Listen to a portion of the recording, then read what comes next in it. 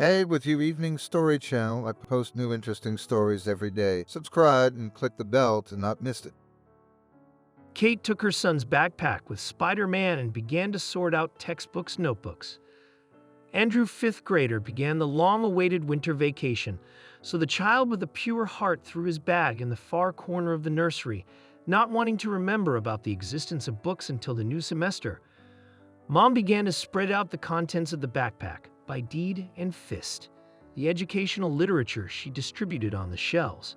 In the trash garbage would go candy wrappers, crumbs from buns, a piece of plastic that her son had painted with felt-tip pens for some reason.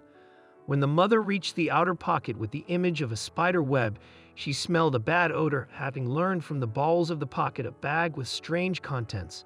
Kate frowned and wrinkled her nose, then grimaced, sensing an even stronger and extremely unpleasant odor from the carcass of food. There went the noble paw, Kate muttered, carefully grabbing the bag and running into the kitchen to immediately dispose of the source of the stench. Kate didn't even doubt that her son was up to his old tricks. No, he wasn't breeding mold or new life in the bag. He was just feeding stray animals. Yes, Andrew was a very kind boy. Not only did he stand up for those who were weaker or younger in school, but he stood up for every godly creature. The boy tried to feed it when pigeonholed or sheltered. Now, he must have been carrying food to some homeless guy. Of course, Kate did not think of scolding her son for his kindness, but she was the one who had to do the laundry, which was depressing, but not a surprise. After all, before the son gave his mother trouble, for example, the love for Kitty was not without consequences. The boy forever went with scratched hands because he was rescuing cats from trees. Once Andrew got shingles, so the child had to be shaved. However, at these fluffy faces of local kittens, he did not stop. In the second grade, Kate was even called to school because her son brought a kitten to the lessons to the delight of his classmates. Andrew claimed that the kitten was pitiful, and he took it down from a tree on which the dog had driven it. It was winter. The animals were fine from cold and hunger. So the child hid it under his jacket, and then he took the scarf from the cats and left it in his open backpack. Only here the teacher of his noble deed did not appreciate it and considered that Andrew wanted to disrupt her lesson. By the way, Kate and Andrew left the poor kitten to live with them. Now it was not a small striped hairball with expressive gray-blue eyes, but very fluffy and cheeky Kate. There was also Tom visiting, who had Kate staying with him. Except it didn't end with Tom. Andrew rescued hedgehogs from under the cars of doggies and once brought them home. Kate's hedgehog almost went gray. Finding it in her son's bed, she immediately called a neighbor, Uncle Grisha, to send the snake back to the forest. And now, while Kate sighted her son's backpack, the child came into the house and looked guiltily at his mother. Andrew's cheeks were mirrors from winter games, stuck skates, shed snow from the child smelled of childhood and frosty street. "Mom, I'm hungry," he exclaimed from the doorstep, pulling his hat off his wet hair. "Can I go and play further? I'll run. We built a fortress there. We play snowballs." "Of course you can," nodded Kate. "There's fresh pasta and cutlets on the stove. I'll put it on for you myself." Hastily responded the child and hurried to the kitchen. "At least wash your hands," shouted Mom. Plates and pots rattled afterward. The refrigerator door slammed. Kate wondered at first why Andrew was taking care of himself. Then she dismissed the suspicion. He's grown to be independent, Mom decided. But something inside her was crying out. A mother's instincts were not dormant. And then Andrew sprinted past the bathroom back to the exit. "Thank you, Mommy. I ran to get my reading." He hurriedly took off, ready for Katya to tense up even more. Usually her child didn't get up from the table until they finished the cartoon and flew off 2 servings of hot food, snacking on dessert, and could he eat in 5 minutes? Did he swallow cutlets like a boa constrictor? Kate barked in a warrant officer's voice. "Show me what's in your hands." Andrew sighed heavily and turned around. Just as Kate had thought, he dragged a plate full of food from the kitchen and a fork, too. "Who are you feeding? Are you going to feed again?" Mom asked, and even in my favorite plate carried. "Maybe your cats should get a porcelain set. What's the fork for?" Andrew hid his eyes and mumbled, "Mom, it's not for us." "Who else?" Kate stepped from foot to foot, then reluctantly admitted, "Remember William?" he asked outside. It's cold and he has nowhere to live. At night it's freezing at all, you said yourself. Kate nodded. The frost this year was fierce. At night, it had gotten down to -30 degrees. William she remembered too. He was the local bum. He joined their yard last summer. Where'd he come from? No one knew, and no one asked. They were suspicious of him at first. Then they got used to him. The man turned out to be good-natured. The children loved him because he often helped them, even to build a slingshot. One day, Andrew told his mother that Uncle William helped them save a kitten. Of course, in the eyes of an animal lover, the man gained unprecedented authority. And to what do you see? Squinted Mom, crossing his arms on his chest. To the fact that I invited him to live with us. Confessed the child. Stay with us where? Kate, expecting to find a bum under her son's bed or in the closet? Yes, in the entryway. There's plenty of room there, the schoolboy explained. He's sitting in the corner, not bothering anyone. I decided to feed him. Well, I'm not going to carry food in a bag. Andrew raised his head and looked his mother in the eyes. Kate involuntarily froze at that moment. The boy looked a lot like his father. His father, Ivan, had been a military man and had died in an accident. Kate was also working in a warehouse in the unit at the time. That's where they had met. Now Andrew looked determined, confident, and grown up. It was as if he was no longer a boy, but a grown-up young man. Okay, Kate lost her forehead, and I'll go with you. I'll see what's going on down there. Kate put on her boots, followed the child to the first floor. The house Kate lived in was an old house with an extremely interesting structure. For example, it had a through entryway. Also on the first floor, there was a large platform with a small office for the concierge, which of course was never in the entrance. But on the basement floor, there was a janitor's office. At that time, there were janitors in every house, so they had a separate room for them, kind of service housing. So there was a lot of room to spread out. Uncle William was actually hiding in the concierge's corner, sitting on the floor. When he saw Kate, he stood up hurriedly, hid his head in his shoulders, and nodded. Hello. Then he immediately started making excuses. Forgive me, I'll sit quietly. I just want to wait out the frost. At least to warm my bones. I won't interfere, I swear. The man baptized himself with a cross, in addition to his promise. Kate's heart clenched. She handed the man a plate of food and a fork while he ate. Kate asked him a little about the life of the homeless did not humor him. He told her everything. My name is William. I used to work in a school as a labor and health teacher, the old man said. At the stove pasta with a big appetite. I stayed on the street because I signed the apartment over to my stepson. I was persuaded. He said he had nowhere to bring his pregnant wife. They used to live in a hostel in another city. Now she and their future son need a residence permit. But he kicked me out the very next day when I took over his apartment. I have no other relatives left, no children. My wife died a long time ago. My buddy took me in first, and then he died. My relatives came and threw me out, of course. Then I wandered around. As long as it was warm, it was bearable. I found abandoned dachas, and on the warm highway I could live, I found a job. But only many people shunned my help. And now I realize that I will die if I stay outdoors even one more night. Your son is a kind soul. I mean, he did. And now he's letting me in the front door. Please don't send me away. The same day, Kate wrote in the general chat room of the entrance. Of course, not everyone was happy with her story and the request to leave the homeless man in the entrance. He is kind at first, and then he will drink vodka and piss in the corners, Lucy declared. However, most of the residents supported Kate and her son. Silence. Lucy stated in the chat room, the head of the entrance, Michael. It should be a shame that the child is smarter and kinder than adults turned out to be. I'll go and take out the former teacher my warm clothes. That's right. They say kindness is contagious. The men followed suit, and others took William a warm blanket, a new pillow, clothes, food, a drink. Someone donated a folding chair. William, as promised, sat quietly, bowed and apologized for the inconvenience in front of everyone walking out into the entryway. He turned out to be a sober and extremely pleasant man who loved to read books, especially classics and historical literature. Later in the same chat, it was decided to open up the courtyard, put things away and let the new resident in there. The yard was not like a small for junk-long studio apartment, with a separate entrance hid their inventory, bicycles, strollers. The place was cold enough, with low ceilings.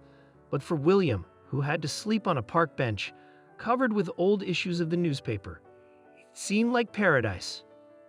Residents brought in the yard chair heaters. William took all the trash out of there, cleaned the floors, and made the place look nice. Lucy, on the other hand, seeing the general attitude, took a man's old microwave to the janitor's. That's all there was, a toilet and a shower. She bought a new soap and dust maker and handed it to Uncle William. Then the man was transformed, washed, shaved, put on clean clothes. Later it turned out that the former labor teacher had golden hands. He could do absolutely everything. He fixed the locksmith, did minor repairs. All the neighbors used his services for a small payment, which Uncle William was always embarrassed to take and refused, as best he could. "You've taken me in, clothed and fed," he said. The man turned out to be very active. He cleaned the snow near the house, helped carry heavy bags to the floor, lifted strollers for moms. In the end, even Ludmola's heart completely melted. The woman began to often bake cookies, and then came down to the yard to drink tea with William and talk. It turned out that the man is an extremely intelligent person and knows the history of the city very well, in which Lucy had a deep interest. The residents of the house often laughed, of course, good-naturedly, and called Uncle William a Petersburg Swiss or concierge man. It didn't offend in the least. Even pleased to be a Swiss, thing honorable, but not a bum. Only one day the worst happened. Uncle William disappeared. The chat room discussion started up again. Lucy was the most worried. They rolled out a whole canvas of text. "Where has William gone?" she asked, adding a huge number of question marks to the question to show the extent of her worry. I baked his favorite chocolate chip cookies. We'd agreed that he would come over to grease the hinges in the door on the balcony so it wouldn't stiffen. To talk about the story, he didn't show up in the end. I went downstairs, and he wasn't there. I waited and waited. I went outside, and he wasn't there. 24 hours later, he's gone. Where is he? Then the messages started pouring in. The man was really missing. Some people promised to help him. Others took him out to dinner but couldn't find him in the janitor's office. Soon the secret was out. It turned out that local hooligans beat the homeless poor man to a pulp. The man was sent to the city hospital. When I learned about it, I couldn't hold back my tears. She felt so sorry for the good-natured and working man. About what happened to Uncle William and her son, she did not tell, convincing the child that he went away for a while on Saturday. She, leaving Andrew in the care of a friend, gathered things that may be useful to a patient in the hospital. Yes, went to visit William. Arriving at the right address, the woman went to the front desk and approached the healthcare worker with a smile. "Hello, can you tell me if it's possible to see William? What room is he in?" The confused receptionist looked at the woman with shock in her eyes. "He frowned at you. What is it? Isn't it reception time?" "He hasn't been discharged," she asked at once, looking at the wall clock. "No, he hasn't been discharged." The woman shook her head. "I'm just surprised, to be honest. You're already 12 guests here. We'll have to get a separate room." The girl nodded at the crowd, which Kate hadn't noticed at first. Kate turned around and saw familiar faces, her neighbors with bags, and stood aside, chatting animatedly. "Tell me, is he some kind of important person?" the receptionist asked Kate in a whisper. Kate brushed the rubber band off her eyelashes and nodded confidently, smiling broadly at the confused girl. "Yes, he is a very important person. He's our concierge." With a chuckle, she declared and headed towards the neighbors. The procession was not wanted at once. Into the patient's room.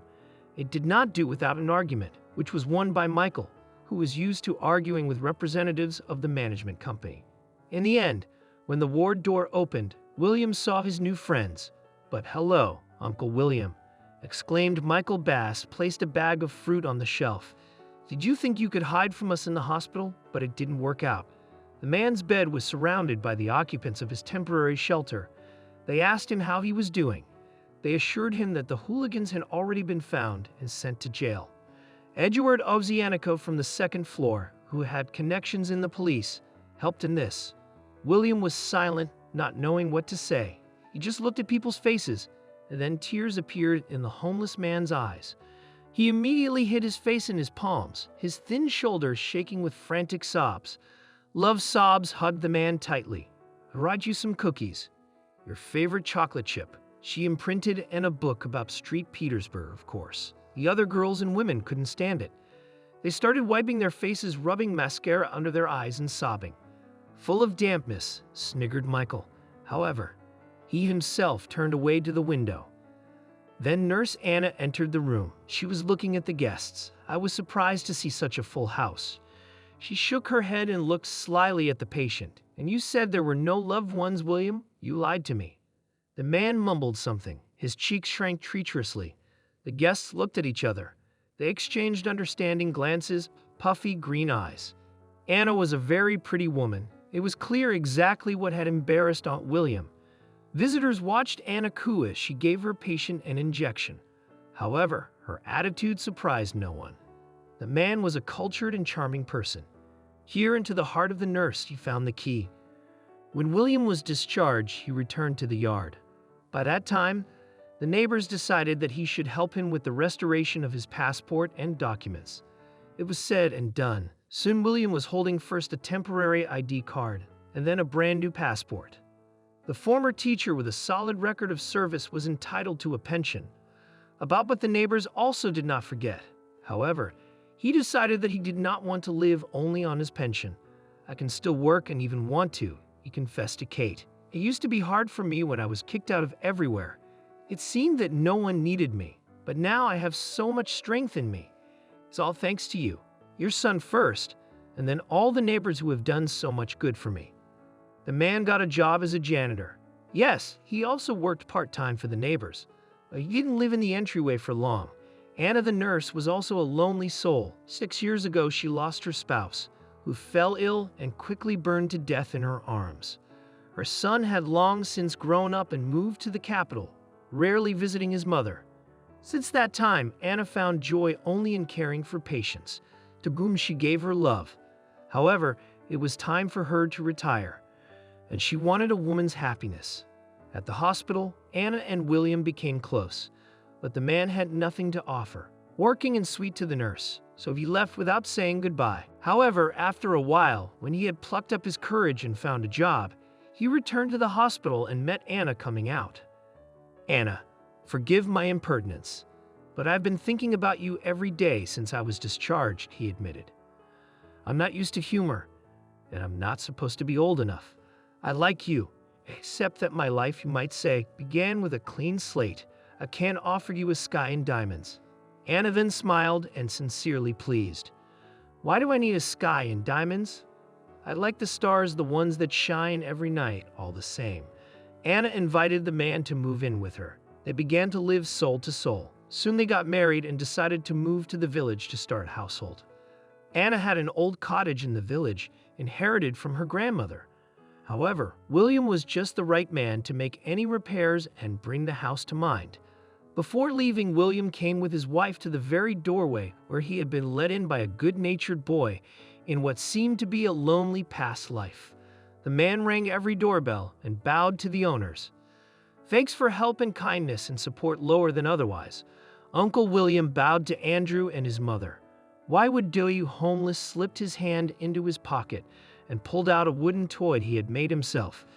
It was a realistic boy on a horse, characterized by skillful carving and fine, precise details. You could recognize Andrew's features in the child. "Thank you, my love. As long as I live, I promise to pray for you and all your loved ones," the man said in a voice shaken with excitement. "God bless you, and thank you for your heart of gold." Andrew accepted the gift and hugged Uncle William tightly. It is true to say that a kind word or a sincere deed can warm you even in winter, a kind act. The boy wasn't just a lost man. It gave him a happy, present, and bright future.